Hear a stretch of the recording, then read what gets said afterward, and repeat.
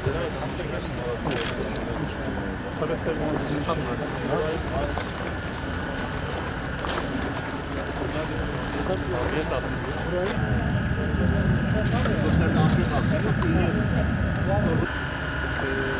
barajdan Sayın Bakanım şu tünel vasıtasıyla yaklaşık 9 kilometre, 9062 metre. Zeminden 60 Evet. metre. Evet, zeminden evet. 60 metre. Yani Kret'ten aşağıya 60. metre diyebiliriz efendim, 62 metre. Barajın üst kotundan 62 metre daha alttan suyu alıyoruz.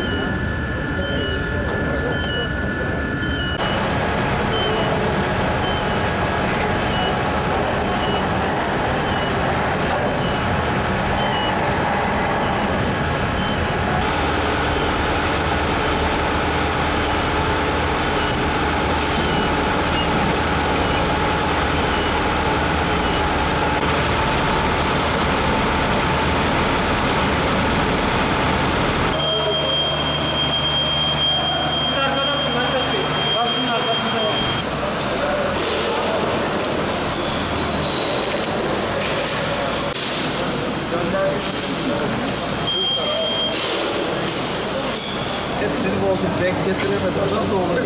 Hadi bir tane daha. Artık sen sonrasını düzenle. Tamam mı? Çektiniz mi?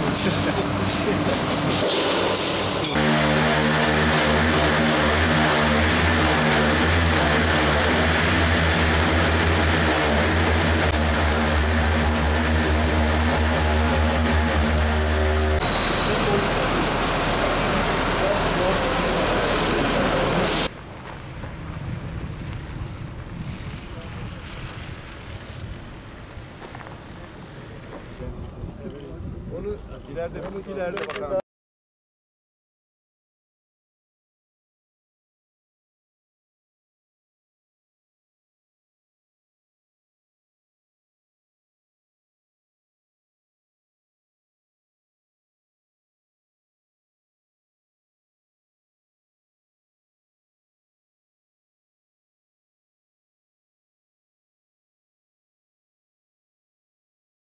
Değerli arkadaşlar, şu anda Malatya Arguvan ilçesi Yoncalı Barajı'ndayız.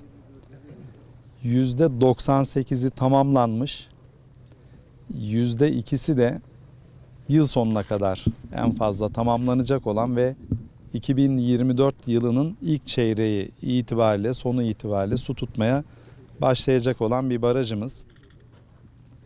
Deprem esnasında herhangi bir hasar görmedi yapım teknolojisi itibariyle.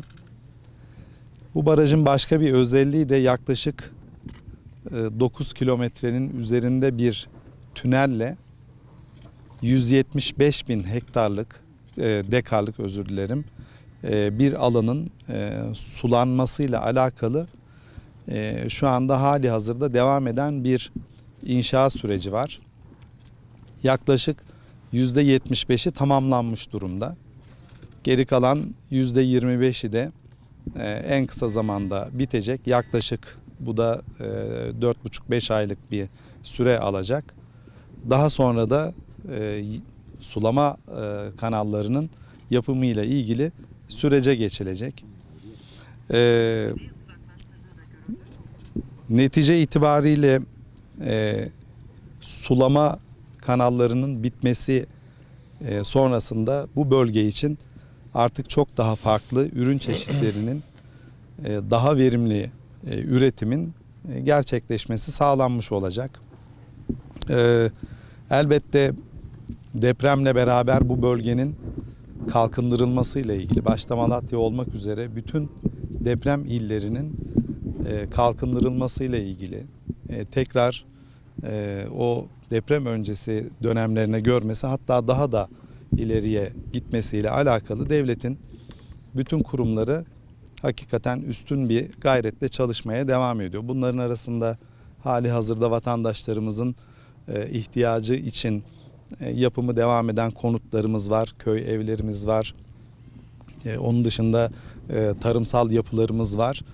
Barajından tarımsal üretimine kadar, hayvancılığından konutlarına kadar 360 derece devlet deprem bölgesindeki vatandaşlarımızın şu anda içinde bulunduğumuz Malatya'da dahil olmak üzere ihtiyaçlarını gidermek üzere çalışmakta.